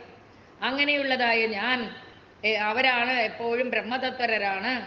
അവർ ചിലവർ യമം നിയമം പ്രാണായാമം പ്രത്യാഹാരം ധാരണ ധ്യാനം സമാധി എന്ന നിലയിലാണ് അവർ ഭഗവാനെ അഷ്ടാംഗ യോഗങ്ങളെ കൊണ്ടാണ് ഭഗവാനെ പ്രാപിക്കാൻ സാധിക്കുക. അങ്ങനെയുള്ളവര് എന്ത് ചെയ്യുന്നു? സന്തുഷ്ട ഏന കേനജി. എല്ലാവരും സന്തോഷിക്കുന്നുണ്ടോ? ഇല്ല. ഏന കേനജി ഭഗവത്ഗീതയിൽ പറഞ്ഞു, യതന്തേ യോഗിന സർവേ, എല്ലാവരും ശ്രമിക്കുന്നുണ്ട്, പക്ഷേ എല്ലാവരും അറ്റം വരെ എത്തില്ല. ആ എത്താനൊരു ഭാഗ്യം വേണ്ടേ? അത് ഏന കേനജിത് ഉപായേന, ഏതുപായത്തിലൂടായാലും ശരി ഭഗവത് പ്രാപ്തിയാവണം നമുക്ക് ലക്ഷ്യമായിട്ടുള്ളത്. അതേപോലെ ഇവിടെ പറയണ ഏന കേനച്ച് ഉപായേന, ഏതുപായത്താലായാലും ശരി സത്സംഗോഭവിത, സത്സംഗമുണ്ടാകണം. സത്സംഗം കൊണ്ട് എന്താ ഗുണം? സജ്ജനങ്ങളെപ്പോഴും ഗൃണന്തി ശൃണ്വന്തി ഗായന്തി ഭഗവത് നാമ, ഭഗവാന്റെ നാമത്തെ പറയും, പാടും, കേൾക്കും, സ്മാരയന്തി കേൾക്കുന്നവരെ ഓർമ്മിപ്പിക്കും. അതാണ് സജ്ജനങ്ങളുടെ പ്രത്യേകത. അങ്ങനെ ആ സത്സംഗം കൊണ്ട് സമുദേതി ഭക്തി, നമ്മുടെ മനസ്സിലെ ഭക്തി നാമ്പെടുക്കും. അതുവരെ ഇല്ലാത്തൊരു താല്പര്യം നമുക്കതിനോട് തോന്നും. അങ്ങനെ തോന്നി കണ്ടു കഴിഞ്ഞാൽ സനാതനമായ അങ്ങയിലായിരിക്കും ആ ഉറച്ച ഭക്തി. അങ്ങനെ ഭക്തിയായി കഴിഞ്ഞാൽ വിജ്ഞാനം ഉണ്ടാകും, വിശേഷജ്ഞാനം. വിജ്ഞാനം എന്താ? വിശേഷജ്ഞാനം, സാധാരണ ജ്ഞാനമല്ല. എന്തറിഞ്ഞാലോ ഇനിയൊന്നും അറിയണ്ടാത്തത്, അതാണ് വിജ്ഞാനം. അതെന്തുണ്ടാവും എന്ന് പറയാം. ഭക്തി കൊണ്ട് ഈ വിജ്ഞാനം വരുമ്പോഴാണ് ഈ കാണുന്നത് മുഴുവൻ സത്യമല്ല എന്നുള്ള ഒരു ഉറപ്പ് നമ്മുടെ ഉള്ളിലുണ്ടാകും. ആ ഉറപ്പാണ് ഉണ്ടാകേണ്ടത്. അതുകൊണ്ട് സദ്ഭക്തി സ്വയമേ പ്രേമലക്ഷണ, ഭഗവാനുള്ള ഭക്തിയെ പ്രേമൈക ഭക്തിർ ഗോവിന്ദേനം, പ്രേമഭക്തി വേണം ഉണ്ടാകാൻ. ആ പ്രേമഭക്തി നമ്മുടെ ഗോപികമാർക്കുണ്ടായി. അതുകൊണ്ടാണ് ഭഗവാൻ ഗോപികമാരുടെ മുമ്പിൽ ദാസനെ പോലെ പണിയെടുത്തത്. ചാണകക്കൊട്ട എടുത്തുകൊണ്ട് വാടാ എന്ന് പറയുമ്പോൾ കൃഷ്ണൻ ചാണകക്കൊട്ട എടുത്തുകൊണ്ട് വരും. ആ ഇവിടെയൊക്കെ ഒന്ന് തുടക്കേ, വേഗം തുടച്ചു. ഒരു നൃത്തം വെക്കേ, എന്നാ തരാം വേണ്ട. ഓ നൃത്തം വെച്ചു. അതെന്തുകൊണ്ട്? ഭഗവാൻ പരമാത്മാവല്ലേ, എന്തുകൊണ്ട് ചെയ്തു? അവിടെ പ്രേമേക ഭക്തി ഗോവിന്ദ്, പ്രേമഭക്തി കൊണ്ട്. ആ പ്രേമഭക്തിക്ക് മുമ്പിൽ താൻ അടിയറവ് പറയുകയാണ്. അതുകൊണ്ട് മുക്തിമാർഗം അങ്ങനെയുള്ളവനെ ഉദിച്ചുയരും. അതുകൊണ്ട് രാഘവ സദ്ഭക്തി തവ ഭവ, അങ്ങയിൽ എനിക്ക് ഭക്തി ഉണ്ടാകണം, എപ്പോഴും ഭക്തന്മാരുമായിട്ട് എനിക്ക് കൂട്ടുണ്ടാകണം. ഇന്ന് എൻ്റെ ജന്മം അങ്ങയുടെ ദർശനം കൊണ്ട് സഫലമായി. ഞാൻ ചെയ്ത യാഗങ്ങളൊക്കെ പരിപൂർണതയിൽ എത്തിയിരിക്കുന്നു. എൻ്റെ തപസ്സിൻ്റെ ഫലവും ഇപ്പോഴാണ് എനിക്ക് ലഭിച്ചത്. എപ്പോഴും സീതയോട് കൂടിയിട്ടുള്ള രാമൻ എൻ്റെ ഹൃദയത്തിൽ വസിക്കട്ടെ. ഇപ്പൊ നീ എന്താണ്, ഏത് ജന്മത്തിൽ ഭവേ ഭവേ സ്മൃതി ഭവതു, എല്ലാ ജന്മത്തിലും അങ്ങയുടെ ഓർമ്മ എന്നിൽ ഉണ്ടാകട്ടെ എന്നൊക്കെ പറഞ്ഞ് അഗസ്ത്യ മഹർഷി നിസാരക്കാരനല്ല. ആ അഗസ്ത്യ മഹർഷി ഈ രാജകുമാരനായ രാമനെ നമസ്കരിച്ച് വന്ദിച്ചു. എന്നിട്ട് പറഞ്ഞു, ഞാൻ നിനക്ക് 2 ആവനാഴികൾ തരാം. ആവനാഴികൾ എന്ന് പറഞ്ഞാൽ അറിയോ? അമ്പിടുന്ന സാധനം, പിന്നിൽ കെട്ടിവെക്കില്ലേ? ആ 2 തുണീരങ്ങളെ ഞാൻ തരാം. അതെങ്ങനെയായിരിക്കും എന്നറിയോ? തുണീരം അമ്പെടുക്കും തോറും നിറഞ്ഞുകൊണ്ടേയിരിക്കും. അക്ഷയോ തുണി, അക്ഷയമായിട്ടുള്ള തുണീരങ്ങളെ തരാം. അതുപോലെ രത്നവിഭൂഷിതമായ 2 വാളുകളും തരാം. രാഘവ ഭൂഭാരഭൃതം രാക്ഷസമണ്ഡലം ജഹി, ഭൂമിക്ക് ഭാരമായിരിക്കുന്ന ഈ രാക്ഷസക്കൂട്ടങ്ങളെ ഒന്ന് ഇല്ലാതാക്കി തരുമോ എന്ന് പറഞ്ഞു. എന്തിനാണോ അങ്ങ് ജനിച്ചത്? മായ കൊണ്ട്, മായാമനുഷ്യനായിട്ടാണ് അങ്ങ് ജനിച്ചിരിക്കുന്നത്. മാത്ര കാലത്തിൽ കാലമുള്ളമ്പഴേക്കും ഇതോ യോജന യുഗ്മേതു പുണ്യകാനന മണ്ഡിത, ഇവിടുന്ന് 2 നാഴിക പോയാൽ കാട് നിറഞ്ഞൊരു പ്രദേശമുണ്ട്. അതിൽ പഞ്ചവടി എന്ന പേരായ ഒരു സ്ഥലമുണ്ട്. 5 വടങ്ങളാണ്, 5 മരങ്ങളാണ്. ആ 5 മരങ്ങൾ ഇങ്ങനെ ശരിക്കും പറഞ്ഞാൽ വൃത്തം പോലെ അങ്ങനെ നിൽക്കും. ആ പ്രദേശത്ത് നീ ഒരു ആശ്രമം കെട്ടി അവിടെ താമസിച്ചുകൊള്ളൂ. നേതവ്യസ്തത്രതേ കാലശേഷോ രഘുകുലു, ഇനിയുള്ള കാലം നിനക്ക് 12 കൊല്ലമാണ് പഞ്ചവടിയിലെത്തിയിട്ട് കഴിച്ചു കൂട്ടുന്നത്. ആ കാലം നീ അവിടെ കഴിച്ചു കൂട്ടിക്കോളൂ എന്ന് പറഞ്ഞപ്പോൾ അഗസ്ത്യ മഹർഷിയുടെ വാക്കും അഗസ്ത്യ മഹർഷിയുടെ സ്തുതിയൊക്കെ കേട്ടപ്പോൾ വേഗം സന്തോഷത്തോടു കൂടി അവർ കാണിച്ചു കൊടുത്ത മാർഗത്തിലൂടെ അവർ പഞ്ചവടിയിലേക്ക് ചെല്ലുകയാണ്. അവിടെ ചെന്ന് ലക്ഷ്മണൻ ചോദിക്കും, എവിടെയാണ് പഞ്ചവടിയിൽ, എവിടെയാണ് ആശ്രമം കെട്ടേണ്ടത്? അപ്പം ഭഗവാൻ ലക്ഷ്മണനോട് പറയും, നിനക്ക് ഇഷ്ടമുള്ള സ്ഥലത്ത് ആശ്രമം നിർമ്മിക്കാം. അപ്പം എനിക്കെന്ന് ഒരു വിശ്രമമുണ്ടോ? ഞാൻ അങ്ങയുടെ ദാസനാണ്. അങ്ങ് പറയുന്ന സ്ഥലത്ത് ഞാൻ ആശ്രമം കെട്ടാന്ന് പറയുമ്പോൾ പഞ്ചവടി, ആ 5 വടങ്ങളുടെ കൂട്ടം, 5 അരയാൽ മരങ്ങളുടെ കൂട്ടം, ആ സ്ഥലം കാണിച്ചു കൊടുക്കും. അപ്പോൾ ആദ്യം തന്നെ തൂണ് കെട്ടാനായിട്ട് ഒരു കരിമരത്തിനെ വെട്ടിക്കൊണ്ടുവരും അത്രേ. ആ കരിമരം വെട്ടിയതും അത് തലയില്ലാത്തൊരുടലായിട്ട് കിടക്കും. അത് രാക്ഷസനാണ്. അപ്പോൾ പറയും, ഇതാരാന്നറിയോ? ശംഭുകുമാരനാണേ. ശംഭുകുമാരനാരാ? നമ്മുടെ ശൂർപ്പണഖയുടെ മകൻ. ശൂർപ്പണഖയുടെ മകൻ ഈ പഞ്ചവടിയിൽ ഇവർ വരുമെന്ന് മുൻപേ അറിഞ്ഞ് അഗസ്ത്യ മഹർഷി പഞ്ചവടിയിലേക്ക് പറഞ്ഞയക്കുന്നു പറഞ്ഞപ്പോൾ സീതയെ കാണാനും സീതയായിട്ട് സല്ലപിക്കാനും സന്ദർഭം കിട്ടുമല്ലോ എന്ന് കൊതിച്ചിരുന്നു അത്രേ. അതറിഞ്ഞുകൊണ്ട് നോക്കാൻ ആ കരിമരം വെട്ടാൻ പറഞ്ഞത്. കരിമരം വെട്ടിയതോടുകൂടി അവൻ്റെ ശരീരത്തിനെ ആദ്യം തന്നെ കുഴിച്ചു മൂടിയോട്. അങ്ങനെ ആദ്യത്തെ ഇത് കഴിഞ്ഞിട്ടാണ് പഞ്ചവടിയിലെ ആശ്രമം കെട്ടുന്നത്. ഇവിടെ അത് പറഞ്ഞില്ലേ, വൃദ്ധം. പിന്നെ അപ്പോഴേക്കാണ് വൃദ്ധനായ ജഡായുസിനെ കാണുന്നത്. ജഡായുസിനെ കണ്ടപ്പോൾ കണ്ടില്ലേ, വേറൊരു അസുരൻ നമ്മളെ കൊല്ലാൻ വന്നിരിക്കുന്നു എന്ന് പറഞ്ഞുകൊണ്ട് ഗൃദ്രരാട് ഭയപേടിത, പേടിച്ചരണ്ടായ ആ കഴുകൻ ജഡായു, ഞാൻ വദാർഹോഹം നതേ രാമ, രാമ നീ എന്നെ കൊല്ലരുത്, തേ അഹം പിതുഹു സഖ, ഞാൻ എൻ്റെ അച്ഛൻ്റെ കൂട്ടുകാരനാണ് എന്ന് പറഞ്ഞപ്പോൾ എൻ്റെ പേര് ജഡായുർ നാമ, ജഡായു എന്നാണ് എൻ്റെ പേര്. ഗൃദ്രോഹം പ്രിയകൃത്ത, അങ്ങക്ക് പ്രിയം ചെയ്യുന്നവനുമാണ് എന്ന് പറഞ്ഞ സമയത്ത് ഞാൻ ഈ പഞ്ചവടിയിൽ തന്നെ വസിക്കുക, ഈ പരിസരത്ത് തന്നെ ഉണ്ടാവും, നിങ്ങളെ സംരക്ഷിച്ചുകൊണ്ട് ഞാൻ ഇവിടെ ഇരുന്നോളാം. ഈ ജനകകന്യകയായ സീത പ്രത്യേകിച്ചും രക്ഷിക്കപ്പെടേണ്ടവളാണ്, അവളുടെ കാര്യം ഞാൻ ഏറ്റു എന്ന് ആ ജഡായു മറുപടി പറഞ്ഞു. അപ്പോൾ വാസ്തവത്തിൽ അങ്ങനെ തന്നെ എനിക്ക് പ്രിയം ചെയ്തുകൊണ്ട് എൻ്റെ അച്ഛൻ്റെ സഖാവ് എൻ്റെ അച്ഛനെ പോലെയാണ്, അങ്ങ് ഇവിടെ താമസിച്ചോളൂ എന്ന് പറഞ്ഞുകൊണ്ട് ഇവർ പഞ്ചവടിയിലെത്തി. ലക്ഷ്മണനോട് കൂടി അവിടെ ഗൗതമീ തീരത്തിൽ പഞ്ചവടിയിൽ ഒരു ആശ്രമം ഉണ്ടാക്കി സുഖമായിട്ട് അങ്ങോട്ട് താമസിച്ചു. ആ പ്രദേശം എങ്ങനെയാണെന്ന്. അവിടെ കടമ്പ് മരം ഉണ്ടായിരുന്നു, പ്ലാവ് ഉണ്ടായിരുന്നു, മാവ് ഉണ്ടായിരുന്നു എന്നൊക്കെ പറഞ്ഞ് സർവർത്തുകുസുമൈ രമ്യം, എല്ലാ ഋതുക്കളിലുമുള്ളതായ പുഷ്പങ്ങളും പഴങ്ങളും അവിടെ നിറച്ചിരുന്നു. ആ സമയത്ത് ലക്ഷ്മണനെ ഉപദേശിക്കുകയാണ്. ആ ഉപദേശം വളരെ ഫേമസ്. അതുകൊണ്ടാണ് ഇത് പറഞ്ഞു വന്നത് കേട്ടോ. അവിടെ ലക്ഷ്മണനോട് എന്താ ഉപദേശിക്കുന്നത്? ഒരു ദിവസം ചോദിക്കുകയാണ് ലക്ഷ്മണൻ. ഏകദാ എത്രാമത്തെയാണെന്നറിയോ? 4-ാമത്തെ സർഗത്തിലെ 26-ാമത്തെ ശ്ലോകം തൊട്ട്. അരണ്യകാണ്ഡത്തിലെ 4-ാമത്തെ സർഗത്തിലെ 26-ാമത്തെ, അല്ല 26 16-ാമത്തെ ശ്ലോകം തൊട്ട് അല്ലെ പറയണേ. ഏകദാ ലക്ഷ്മണോ രാമം ഏകാന്തേ സമുപസ്ഥിതം വിനയാവനതോ ഭൂത്വ പപ്രച്ഛ പരമേശ്വരം. ഈശ്വരനാണെന്ന് അറിയാലോ ലക്ഷ്മണന്. അപ്പൊ ലക്ഷ്മണൻ ഏകാന്തത്തിലിരിക്കുന്ന രാമന്റെ അടുത്ത് ചോദിക്കുകയാണ്. എന്താ ചോദിക്കണമെന്നറിയോ? ഭഗവന് ശ്രോതുമിച്ഛാമി മോക്ഷസ്യേകാന്തികാം ഗതിം ത്വത്തക്കമലവക്ഷാത്ര പത്രാക്ഷ സംക്ഷേപാത് വക്തുമർഹസി. ഞാൻ അങ്ങയുടെ മുഖാരബന്ധത്തിൽ നിന്നും മോക്ഷസാധന എന്താണെന്ന് കേൾക്കാൻ ആഗ്രഹിക്കുകയാണ്. എനിക്കൊന്ന് പറഞ്ഞു തരുമോ? അപ്പൊ അത് ജ്ഞാനം വിജ്ഞാനസഹിതം ഭക്തിർവൈരാഗ്യബൃംഹിതം ചക്ഷ്വമേ രഘുശ്രേഷ്ഠ വക്താനാന്യോസ്തി ഭൂതലേ. അങ്ങനെക്ക് ഭക്തിയും വൈരാഗ്യവും ചേർന്നിട്ടുള്ള വിജ്ഞാനമാകുന്ന ജ്ഞാനത്തെയും പറഞ്ഞു കേൾപ്പിക്കുമോ?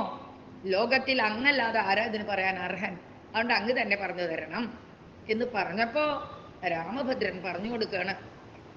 ശ്രീരാമ ഉവാച. ശ്രീരാമൻ എന്താ പറയുന്നത് നോക്കൂ. ശൃണു വക്ഷ്യാമി ദേവത്സ ഗുഹ്യാത് ഗുഹ്യതരം പരം യദ് വിജ്ഞായ നരോ ജഹ്യാത് സദ്യോ വൈകൽപ്പികം ഭ്രമം. വളരെ രഹസ്യമാണ്. ആ രഹസ്യമായ കാര്യം ഞാൻ നിനക്ക് ഇതാ പറഞ്ഞു തരാം. ഇത് കേട്ടുകഴിഞ്ഞാൽ മനുഷ്യൻ ഈ വികല്പമായിട്ടുള്ളതായ സംസാരമുണ്ടല്ലോ, ആ സംസാര ഭ്രമത്തിൽ നിന്ന് മുക്തനായിത്തീരും. അങ്ങനെയുള്ളൊരു ഉപദേശം ഞാൻ നിനക്ക് പറഞ്ഞു തരാം. എന്നിട്ട് ആദൗമായ സ്വരൂപം തേ വക്ഷ്യാമി തദനന്തരം ജ്ഞാനസ്യ സാധനം പശ്ചാത് ജ്ഞാനം വിജ്ഞാന സംയുതം. ആദ്യം നിനക്ക് മായയുടെ സ്വരൂപം പറഞ്ഞു തരാം. മായ എന്ന് പറഞ്ഞാൽ എന്താ സ്വരൂപം ആർക്കും അറിയില്ല. ആ മായാസ്വരൂപത്തെ പറയാം. അതിനുശേഷം ജ്ഞാനത്തിനുള്ള സാധനങ്ങളും അതിനുശേഷം വിജ്ഞാനസഹിതമായ ജ്ഞാനത്തെയും ഞാൻ നിനക്ക് വർണ്ണിച്ചു തരാം. ജ്ഞേയം ച പരമാത്മാനം യജ്ഞാത്വാ മുച്യതേ ഭയാത് അനാത്മനി ശരീരാദൗ ആത്മബുദ്ധിസ്തു യാ ഭവേത്. ആത്മാവല്ലാത്ത ശരീരാദികളില് ആത്മാവ് എന്നൊരു തോന്നലുണ്ടല്ലോ, എന്നാൽ പരമാത്മാവിന്റെ സ്വരൂപമാണ് നമ്മളാൽ ജ്ഞേയമായിട്ടുള്ളത്, അറിയപ്പെടേണ്ടത് പരമാത്മ സ്വരൂപമാണ്. അതിനെയും ഞാൻ നിനക്ക് ഇതാ പറഞ്ഞു തരാം. അതാണ് ശൈവമായ. ശരീരാദികളില് ആത്മാവാണ് എന്നുള്ള ധാരണയുണ്ടല്ലോ, അതിന് പേരാണ് മായ. തയൈവാസോ സംസാര പരികല്പ്യത. ആ മായ കൊണ്ടാണ് ഈ സംസാരം തന്നെ ഉണ്ടായിരിക്കുന്നത്. ആ മായയ്ക്ക് 2 രൂപങ്ങളുണ്ട്. എന്തൊക്കെയാണ് രൂപം? രൂപേ ദ്വേ നിശ്ചിതേ പൂർവം മായായാഹ കുലനന്ദന. ലക്ഷ്മണനോട് പറയണം, മായയ്ക്ക് 2 രൂപമുണ്ട്. എന്താണ് രൂപം? വിക്ഷേപം എന്നൊരു രൂപം, ആവരണം എന്നൊരു രൂപം.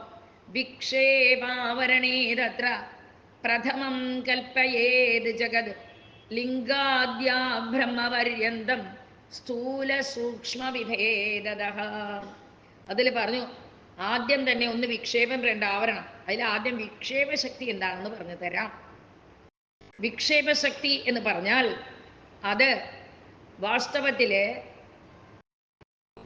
മഹത്തത്വത്തിൽ നിന്നും, മഹത്തത്വം തുടങ്ങി ബ്രഹ്മ വരെയുള്ളതായ എല്ലാ സംസാരത്തിൻ്റെയും സ്ഥൂല സൂക്ഷ്മ ഭേദത്തെ പറയുന്നതാണ് വിക്ഷേപം. രണ്ടാമത്തേത് എന്താണ്? അപരം ത്വകിലം ജ്ഞാനം ജ്ഞാനരൂപമാവൃത്യ തിഷ്ഠതി. രണ്ടാമത്തെ ഈ ആവരണമുണ്ടല്ലോ, ആ സമ്പൂർണ്ണ ജ്ഞാനത്തെയും മറച്ചു നിൽക്കുന്നതാണ്. മായയാ കൽപ്പിതം വിശ്വം പരമാത്മനി കേവലേ. ആ വാസ്തവത്തിലെ സമ്പൂർണ്ണ ജ്ഞാനത്തിൻ്റെ ആവരണം കൊണ്ട് മറഞ്ഞു നിൽക്കുന്നതാണ് ആവരണം. ഈ ലോകം അതെങ്ങനെയാണ്? രജ്ജൗ ഭുജംഗവത് ഭ്രാന്ത്യ വിചാരേ നാസ്തി കിഞ്ചന. രജ്ജു വെച്ച കയറ്. ആ കയറെ കണ്ട് അത് പാമ്പാണെന്ന് വിചാരിക്കുന്ന രൂപമുണ്ടല്ലോ, വിശ്വത്തില് രജ്ജുവില് സർപ്പഭ്രമം എന്നതുപോലെ ശുദ്ധ പരമാത്മാവിൽ മായ ആരോപിക്കപ്പെടുന്നതാണ് ആവരം. അതായത് ഉള്ളതിനെ മറക്കുകയാണ്. അങ്ങനെ വരുമ്പോൾ അതുകൊണ്ടൊരു പ്രയോജനവുമില്ല.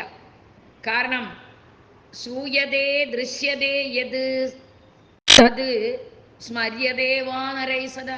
നമ്മൾ കേൾക്കുന്നതും കാണുന്നതും ഓർക്കുന്നതുമെല്ലാം അസത് ഏവ ഹി തത് സർവം, ഇല്ലാത്തതാണതെല്ലാം, ഇല്ലാത്തതാണെല്ലാം. അതേതുപോലെ സ്വപ്ന മനോരഥവും യത്. നമ്മൾ ആകാശക്കൊട്ട കിട്ടുന്നില്ലേ, മനോരഥം, ആഗ്രഹം. മനോരഥം എന്ന് പറയും. മനോരഥം ഇങ്ങനെ മനസ്സിലിങ്ങനെ സങ്കല്പിച്ചുണ്ടാക്കുന്നത്. രണ്ടാമത്തത് സ്വപ്നം. ഈ സ്വപ്നത്തിൽ കാണുമ്പോൾ, രാത്രി സ്വപ്നത്തിൽ ഞാൻ രാജാവായതും രാജ്യങ്ങളെ ഭരിച്ചതൊക്കെ കാണുകയാണ്. കാലത്തിട്ടിപ്പോൾ ഒന്നുമില്ല. അയ്യടാ, അതൊക്കെ വെറും വേഷം കെട്ടായിരുന്നു എന്ന് പിന്നെയല്ലേ തിരിച്ചറിയാം. ആ സ്വപ്ന മനോരഥങ്ങളെ പോലെയാണ് ഇവയെല്ലാം. അതുകൊണ്ട് ദേഹയേവ ഹി സംസാര വൃക്ഷമൂലം ദൃഢം സ്മൃതം. ഈ ശരീരമാണ്, ദേഹമാണ് സംസാരമാകുന്ന വൃക്ഷത്തിൻ്റെ ആണിവേര്. ഒരു ദേഹത്തിൽ നിന്നും മറ്റൊരു ദേഹം ഉണ്ടാകുന്നു, ഒരു വൃക്ഷത്തിൽ നിന്നും മറ്റൊരു ഫലമുണ്ടാകുന്നു എന്നതുപോലെ തന്മൂല, ആ വേരുണ്ടല്ലോ, സംസാര വൃക്ഷമാകുന്ന ഈ ദേഹം, അതിൽ നിന്നും പുത്രാദാരാദിബന്ധ കിം തേ അന്യഥാത്മന. പുത്രൻ ധാരൻ, പുത്രൻ ഭാര്യ എന്നുള്ള ബന്ധമൊക്കെ ഉണ്ടാവുകയാണ്. പക്ഷേ വാസ്തവത്തിൽ ആത്മാവുമായിട്ട് ഇതിന് യാതൊരു ബന്ധവുമില്ല. ദേഹസ്തു സ്ഥൂലഭൂതാന പഞ്ചതന്മാത്ര സാധകം. ഈ ശരീരം എന്ന് പറയുന്നത് പഞ്ചഭൂതങ്ങളുടെയും തന്മാത്രകളോടും കൂടിയതാണ്. അഹങ്കാരം, ബുദ്ധി, 10 ഇന്ദ്രിയങ്ങൾ, കർമ്മേന്ദ്രിയങ്ങളും ജ്ഞാനേന്ദ്രിയങ്ങളും, ഇതൊക്കെ ഉള്ളത്. പ്രകാശിച്ചു കൊണ്ടിരിക്കുന്ന മനസ്സ്, പിന്നെ മൂലപ്രകൃതി മായ. ഏതക്ഷേത്രമിതി ജ്ഞേയം. ഇതൊരു ഫീൽഡാണ്. മരം ഉണ്ടാകണമെങ്കിൽ അതിനൊരു വയൽ വേണമല്ലോ. അതുപോലെ ഈ സംസാരം ഉണ്ടാകാനുള്ള ക്ഷേത്രമിതി ജ്ഞേയം, അതിലുള്ള വൃക്ഷമാണ് ദേഹ ഇത്യഭിധീയതേ, ദേഹം എന്ന് പറയപ്പെടുന്നത്. ഇതുകൊണ്ട് വിലക്ഷണനായ ജീവൻ പരമാത്മാ നിരാമയ. ജീവനും പരമാത്മാവും അവരുണ്ടല്ലോ. ഇതിൽ നിന്നും ജീവനെ അറിയുവാനായിട്ട് ഞാനൊരു വഴി പറഞ്ഞു തരാം. തസ്യ ജീവസ്യ വിജ്ഞാനേ. ആ ജീവനെ കുറിച്ച് നിനക്കറിയണം എന്നല്ലേ പറഞ്ഞത്, അത് ഞാൻ വിസ്തരിച്ച് പറഞ്ഞിട്ടുണ്ട്. എന്താണ് കാര്യം? ജീവശ്ച പരമാത്മാച പര്യായൗ നത്ര ഭേദദീഹി. ജീവാത്മാവും പരമാത്മാവും പര്യായങ്ങളാണ്, പര്യായ പദമാണ്. അപ്പൊ അതിന് വ്യത്യാസമില്ല.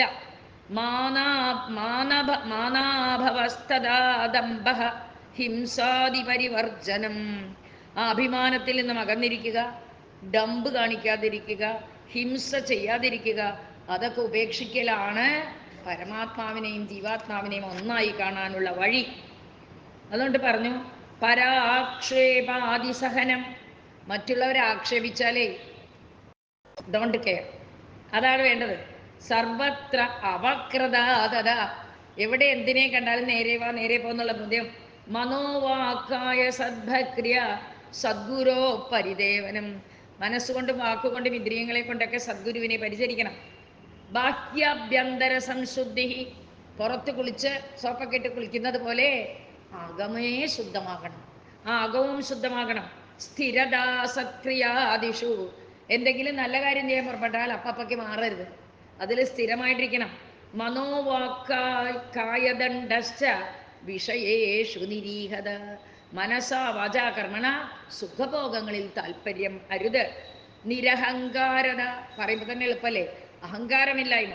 ജന്മജരാദ്യാലോചനം തഥാ. ജന്മം, ജര തുടങ്ങിയിട്ടുള്ള കാര്യങ്ങളെക്കുറിച്ച് ചിന്തിക്കരുത്. അസക്തി സ്നേഹശൂന്യത്വം പുത്രധാരധനാദിഷു. മക്കള്, പണം എന്നുള്ളതിലൊന്നും ആസക്തി ഉണ്ടാകരുത്. ഇഷ്ടാനിഷ്ടാഗമേ നിത്യം ചിത്തസ്യ സമദാതത. ചിലപ്പോൾ ഇഷ്ടം വരും, ചിലപ്പോൾ അനിഷ്ടം വരും. ഒരേപോലെ ഏറ്റെടുക്കാൻ പറ്റണം. മയി സർവാത്മകേ രാമേ ഹനന്യ വിഷയാമതി. രാമ എന്നുള്ളതായ എന്നിൽ, ആ പരമാത്മാവിലെ അനന്യാസിന്ത, വേറൊന്നുമല്ലാതെ ചിന്തിക്കണം.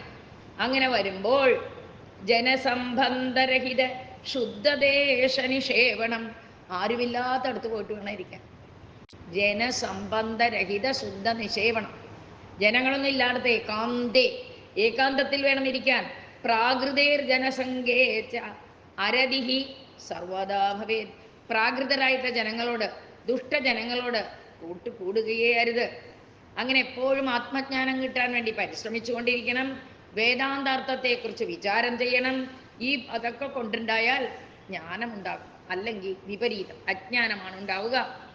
അപ്പോൾ ബുദ്ധി, പ്രാണൻ, മനസ്സ്, ദേഹം, അഹങ്കാരം, ഇതിൽ നിന്നെല്ലാം വിലക്ഷണമായിട്ടുള്ളതാണ് ചിദാത്മ, സച്ചിദാനന്ദ സ്വരൂപം.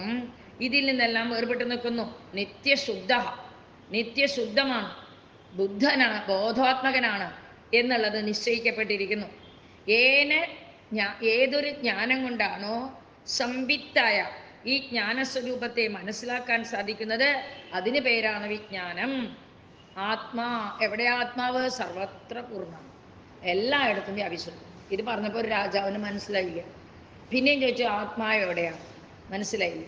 അപ്പോൾ നമ്മുടെ തെന്നാലിരാമൻ ഉണ്ടല്ലോ, ഞാൻ കാണിച്ചു തരാം ആത്മാവിനെ, ഞാൻ കാണിച്ചു തരുമെന്നായി. ഒരു കാര്യം ഇവിടുത്തെ ലൈറ്റൊക്കെ അണയ്ക്കാൻ പറഞ്ഞു. എല്ലാവരും അണച്ചു. അണച്ചപ്പോൾ അദ്ദേഹം ഒരു ദീപം കൊണ്ടുപോകും. ആ ദീപം അങ്ങോട്ട് കൊളുത്തി വെച്ചു. ദീപം കൊളുത്തി വെച്ചപ്പോൾ പറഞ്ഞു, ഇപ്പം എന്താ ഇവിടെ നിറഞ്ഞിരിക്കുന്നത്? എന്താ? പ്രകാശം. അപ്പോൾ ഈ ദീപത്തിൻ്റെ പ്രകാശം എവിടെയാണ് നിൽക്കുന്നത്? എല്ലായിടത്തും നിൽക്കുന്നുണ്ട്. മുക്കിലും മൂലയിലും ഒക്കെ ഈ ദീപത്തിൻ്റെ പ്രകാശമുണ്ട്. അതുപോലെ ആത്മാ എന്നുള്ളത് ചൈതന്യമാണ്.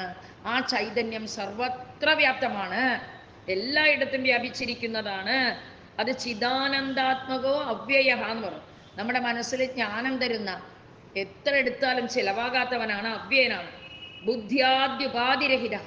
പക്ഷേ ഈ ആത്മാവിന് ഉപാധിയില്ല. ഉപാധി എന്ന് പറഞ്ഞാൽ അതിനെന്തെങ്കിലും ഒന്ന് വേണമല്ലോ. നമ്മുടെ ശരീരത്തിന് ഉപാധി, ആ ഉപാധികളൊന്നുമില്ല. പരിണാമാദി വർജിത, അത് അവസാനിക്കുന്നുമില്ല, മാറ്റവുമില്ല. അതുകൊണ്ട് തന്നെ സ്വന്തം പ്രകാശം കൊണ്ട് ദേഹാദികളെ പ്രകാശമുള്ളതാക്കി തീർക്കും. അസംഗസ്വപ്രഭോ ദ്രഷ്ട, ആരോടും സംഘമില്ല. മാത്രമല്ല സ്വയം പ്രകാശിക്കുന്നവനാ, എല്ലാത്തെയും കണ്ടുകൊണ്ടിരിക്കുന്ന ദ്രഷ്ടാവാണ്. അതുകൊണ്ട് അതെങ്ങനെ അറിയാം? വിജ്ഞാനേന അവഗമ്യതേ, ജ്ഞാനം കൊണ്ട് അങ്ങനെ ഒരു സ്വരൂപമുണ്ട് എന്ന് നമുക്കറിയാം അല്ലേ. ഒരു നാസ്തികൻ പ്രൊഫസറാണ്. ആ പ്രൊഫസറായ നാസ്തികൻ എല്ലാവരോടും പറഞ്ഞു ഈശ്വരന് ഇല്ല, അങ്ങനെ ഒന്നും ഇല്ല 100 വട്ടം പറഞ്ഞു. 100 വട്ടം പറഞ്ഞിട്ട് പറഞ്ഞു, എല്ലാവരും കൈയടിച്ച് പശക്കി. കാരണം പ്രൊഫസറാണ്, അറിവോടുകൂടി നിവർത്തിച്ച് പറയാം. അപ്പം അവിടുത്തെ പേര് കേട്ടൊരു കള്ളുകുടിയൻ, അയാൾ എന്ത് ചെയ്തു? വേഗം സ്റ്റേജിൽ ആർക്കെങ്കിലും എന്തെങ്കിലും ചോദ്യം ഉണ്ടെങ്കിൽ ചോദിക്കാം എന്ന് ഗമയിൽ പറഞ്ഞു നാസ്തികൻ. ഉടനെ അവൻ സ്റ്റേജിൽ കയറി പോക്കറ്റിൽ നിന്ന് ഒരു ഓറഞ്ച് എടുത്തു, അത് ഉരിച്ചു. എന്നിട്ട് ഓരോ ചുളയായിട്ട് തിന്നു. ഇവർക്ക് ക്ഷമ കെട്ടിട്ട് പോയാ. ചോദ്യം ചോദിക്കാൻ വന്നിട്ട് നീ എന്താ ഓറഞ്ച് തിന്നാണോ, കളിപ്പീരാണോ നിന്റെ, കള്ളുകുടിയൻ എന്നൊക്കെ പറഞ്ഞു ചീത്ത പറഞ്ഞു. ഞാൻ കാണിച്ചു. അത് കഴിഞ്ഞിട്ട് ഫുള്ളായിട്ട് തിന്നു കഴിഞ്ഞിട്ട് പറഞ്ഞു, ഇപ്പം ഞാൻ തിന്ന ഓറഞ്ച് മധുരമുള്ളതാണോ? അതെങ്ങനെ ഞങ്ങൾ പറയാ? നീ തിന്ന ഓറഞ്ച് എങ്ങനെ മധുരം ഉണ്ടെന്ന് ഞാൻ എങ്ങനെ പറയുന്നായി? അത് നിങ്ങൾക്ക് പറയാൻ പറ്റില്ല അല്ലേ? പറയാൻ പറ്റും. അപ്പൊ പിന്നെ അങ്ങക്ക് എങ്ങനെ ഭക്തിയെക്കുറിച്ചും ദേവനെക്കുറിച്ചും പറയാൻ പറ്റുക?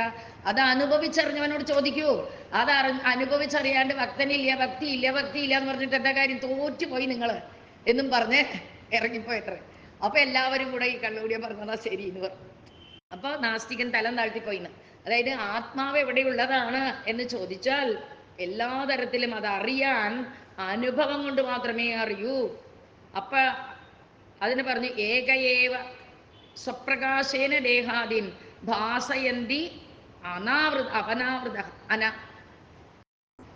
അനപാവൃത, തടസ്സമില്ലാതെ തന്നെ എല്ലാ ജീവജാലങ്ങളെയും പ്രകാശിപ്പിക്കുന്നു. അതാണ് ധ്രുവൻ പറഞ്ഞത്. ധ്രുവൻ പറഞ്ഞില്ലേ ആദ്യത്തെ ശ്ലോകം അല്ലേ, എൻ്റെ ഹസ്തചരണങ്ങളെയൊക്കെ പ്രദർശിപ്പിക്കുന്നത് അങ്ങാണ്, എൻ്റെ പ്രാണനെ പോലും ഉണർത്തുന്നത് അങ്ങാണ് എന്ന് പറഞ്ഞില്ലേ. അതാണ് സത്യം. അതുകൊണ്ട് ആത്മനോർ ജീവപരയോഹോ മൂലവിദ്യ തദേവഹി. ആത്മാവിനും ജീവനും അതിനെല്ലാം കാരണമായിട്ടുള്ള ലീനമായിരിക്കുന്നതാണ്, സൂക്ഷ്മ കാര്യങ്ങളോടുകൂടി ഓർമ്മയിരിക്കുന്നതാണ് മായ എന്ന് പറഞ്ഞു പറഞ്ഞു. ആ പിന്നെ എല്ലാം മാറി തന്നെ മറന്നൊരു സ്ഥിതിയിലേക്ക് വരുമ്പോൾ തന്നെ പേരാണ് മുക്തി എന്ന്. ആ മുക്തിയിൽ വന്നു കഴിഞ്ഞാൽ ഉപചാരോയം ആത്മനി ഇതം മോക്ഷസ്വരൂപത്തേക്ക് അതിഥം പ്രകുലന്തൻ. അപ്പൊ മോക്ഷമാർഗത്തിനുള്ള വഴി പറഞ്ഞു തന്നതാണ്. ഈ പരമാത്മാവിൻ്റെ മോക്ഷപ്രാപ്തി എന്നുള്ളത് ഹിന്ദു ഏതത് ദുർലഭം മന്യേ മദ്ഭക്തി വിമുഖാത്മന. എൻ്റെ ഭക്തി ഇല്ലാത്തവർക്ക് ഈ ഭഗവത് പ്രാപ്തി ലഭിക്കുകയില്ല. ഏതാണ്? ചക്ഷുഷ്മതാം അഭിയഥ. കണ്ണുണ്ട് നമുക്ക്, ലൈറ്റ് ഇല്ലാത്ത നേരത്ത് എന്തെങ്കിലും കാണാൻ പറ്റുമോ? വെളുത്ത പുഷ്പങ്ങളെ അല്ലാതെ ഒരു പൂവിനെ തിരിച്ചറിയാൻ പറ്റൂ? ചെമ്പരത്തിപ്പൂ നിറച്ചുണ്ട്. നമ്മൾ രാത്രി ഇരുട്ടിൽ വന്നു ഏതാ പൂവ് ഏതാ അല്ലാന്ന് തിരിച്ചറിയോ? അതുകൊണ്ടാണ് സുഗന്ധമുള്ള നല്ല പുഷ്പങ്ങളൊക്കെ വെളുത്ത നിറത്തിലുണ്ടാകുന്നത് സയൻസ് പഠിച്ചിട്ടുണ്ട്. അപ്പോൾ ഇരുട്ടിൻ്റെ സമയത്തിൽ കണ്ണുണ്ടായിട്ട് നമുക്ക് കാണാൻ സാധിക്കില്ല. അതുകൊണ്ട് ദീപസമേതാനാം പദം ദൃശ്യതേ ദൃശ്യം. ദീപം കൊണ്ട് നടക്കുന്നവന് ഓരോ പദവും കാണാൻ സാധിക്കും. ഏവം മദ്ഭക്തിയുക്താന, ഇതുപോലെ എൻ്റെ ഭക്തിയുള്ളവർക്ക് ആത്മാ സമ്യക്ക് പ്രകാശതേ, ആത്മാവ് നന്നായി കാണും. അതുകൊണ്ട് ഞാൻ എൻ്റെ ഭക്തി എന്താണെന്നും കൂടി പറഞ്ഞിട്ട് നിർത്താട്ടോ എന്ന് പറഞ്ഞു. എന്നിട്ട് പറഞ്ഞു മദ്ഭക്ത സംഘോ മത്സേവ മദ്ഭക്താനാം നിരന്തരം ഏകാദശുപമാസാദി മമ പർവാനുമോദനം ഗംഗാഗീതാച ഗായത്ര പിജ എന്ന് പറഞ്ഞില്ലേ? അതാണ്. അതായത് എൻ്റെ ഭക്തന്മാരോട് കൂടെ കൂടുക, എന്നെ കൈങ്കര്യം ചെയ്യുക, എൻ്റെ ഭക്തന്മാരുമായിട്ട് എപ്പോഴും സംഘം വയ്ക്കുക, ഏകാദശി തുടങ്ങിയ ഉപവാസങ്ങൾ അനുഷ്ഠിക്കുക, ഭഗവാന്റെ ഉത്സവങ്ങൾ കൊണ്ടാടുക, ഭഗവത് കഥകൾ കേൾക്കുക, ഭഗവത് കഥകളെ പറയുന്നതിൽ താല്പര്യം കാണിക്കുക, എൻ്റെ പൂജയിൽ തന്നെ വളരെ തൃപ്തരായിരിക്കുക, ഒന്നും പറ്റിയില്ലെങ്കിൽ നാമാനുകീർത്തന ഭഗവൻ നാമം പാടിക്കൊണ്ടിരിക്കുക. ഇങ്ങനെ ഏവം സതതയുക്താനം ഭക്തി അവ്യഭിചാരിണി. ഈ സതതമായിട്ട് ചെയ്തുകൊണ്ടിരുന്നാൽ ആ ഭക്തിക്ക് പേരാണ്, അത് കളങ്കമില്ലാത്ത ഭക്തിയാണ്. അത് നിത്യം ചെയ്തു കഴിഞ്ഞാൽ മയി സഞ്ചായതേ നിത്യം തദഃ അവശിഷ്യതേ. ആ ഭക്തി ഉണ്ടായിക്കഴിഞ്ഞാൽ ഇനി എന്ത് വേണം? അതുകൊണ്ട് എൻ്റെ ഭക്തിയോട് കൂടിയിട്ടുള്ള ജ്ഞാനം വിജ്ഞാനമൊക്കെ നിങ്ങൾ അനുഭവിച്ചു കൊള്ളൂ. എന്തിനാണ് ഇത്? ഭക്തവിമുഖന്മാർക്ക് പറഞ്ഞു കൊടുക്കുകയും വേണ്ട എന്ന് പറഞ്ഞുകൊണ്ട് സംഗമ്യ കുരുതേ സദോദ്യതമതിഹി തത്സേവനാനന്യതീഹി മോക്ഷസ്തസ്യ കരേ സ്ഥിതോഹമനിശം ദൃശ്യോ ഭവേനന്യഥ. എന്തിനാ ഈ സംഘം വയ്ക്കുന്നത്? അല്ലാണ്ട് തന്നെ ഇതൊക്കെ ഉണ്ടാവില്ലേ എന്ന് ചോദിച്ചപ്പോൾ ഒരിക്കൽ വിവേകാനന്ദ സ്വാമി അവിടെ പോയിട്ട് ഇങ്ങനെ പറഞ്ഞു, അമ്പലങ്ങൾ ഇപ്പം ഇതൊക്കെ ചോദിക്കുന്നില്ലേ, എന്തിനാ അമ്പലത്തിൽ പോണത്, എന്തിനാ ഇപ്പം അമ്പലത്തിൽ പോണത്? നമ്മുടെ ആത്മാവ് നമ്മുടെ ഉള്ളിൽ തന്നെ ഇല്ലേ, നമുക്കത് പ്രാർത്ഥിച്ചാൽ പോരെ എന്നൊക്കെ ചോദിക്കുന്നവന് വിവേകാനന്ദ സ്വാമി ഒരു മറുപടി പറഞ്ഞു, എനിക്ക് കുറച്ച് വെള്ളം കൊണ്ടുവരുമോ എന്ന് വെച്ചു. എന്നിട്ട് മറുപടി പറയാൻ പറഞ്ഞു. അയാൾ പോയിട്ട് നല്ലൊരു ചൊമ്പിൽ നിറച്ച് വെള്ളം കൊണ്ടുവന്നു. ആ വെള്ളം അങ്ങോട്ട് കുടിച്ചിട്ട് പറഞ്ഞു, അല്ല വെള്ളം കുടിക്കണേന്ന് ചോദിച്ചു. ഞാൻ വെള്ളമല്ലേ ചോദിച്ചു, എന്തിനാ ഈ ചൊമ്പ് കൊണ്ടുവന്ന്? അപ്പം അയാൾ പറഞ്ഞു, ചൊമ്പിലല്ലാണ്ട് എങ്ങനെയാ വെള്ളം കൊണ്ടുവരിക? അത് കൊണ്ടുവന്നാലല്ലേ നിങ്ങൾക്ക് കിട്ടുള്ളൂ. അതേപോലെ ഈ ക്ഷേത്രങ്ങള് സജ്ജന സംഘമൊക്കെ നമുക്ക് ചൊമ്പ് പോലെയാ. അതുണ്ടെങ്കിലേ ഈ ഭക്തി വരും. ചൊമ്പിലല്ലേ വെള്ളം കൊണ്ടുവരാൻ പറ്റുള്ളൂ, അതുപോലെ അതുണ്ടെങ്കിലേ ഭക്തി വരൂ എന്ന് പറഞ്ഞ് ഉപദേശിച്ചു അത്രേ. അതുകൊണ്ട് ഇവിടെ ശ്രീരാമ പരമാത്മാവ് അനന്തന്റെ അംശമായ ലക്ഷ്മണനോട് പറയാണ്, എൻ്റെ ഭക്തി ഉണ്ടാകാൻ സജ്ജനങ്ങളുമായി കൂട്ടുപിടിക്കുക. അങ്ങനെ ചെയ്യുന്നവനെ മോക്ഷഹാക്കരേ, കയ്യിൽ ഹസ്താമലകം പോലെ ഭഗവാനെ കാണാൻ സാധിക്കും എന്ന് പറഞ്ഞുകൊണ്ട് ലക്ഷ്മണോപദേശത്തോടു കൂടി നമുക്ക് ഇത്തവണ ഇത് അവസാനിപ്പിക്കാം. നല്ല വാക്ക് ചൊല്ലണം, നന്മ ചെയ്തു വാഴണം, നാമഘോഷമെന്നും എൻ്റെ നാവിലായി വന്നിടണം. നല്ല ചിന്തയേകണം, മനസ്സു ശുദ്ധമാകണം, നിത്യനായ ചിത്രകാശരൂപനെ വണങ്ങണം. കൊഞ്ചിലമ്പ് കൊഞ്ചിടുന്ന പിഞ്ചുപാദമോർക്കണം, ആപദാബ്ജം തന്നിൽ സദാ നമിച്ചിടണം.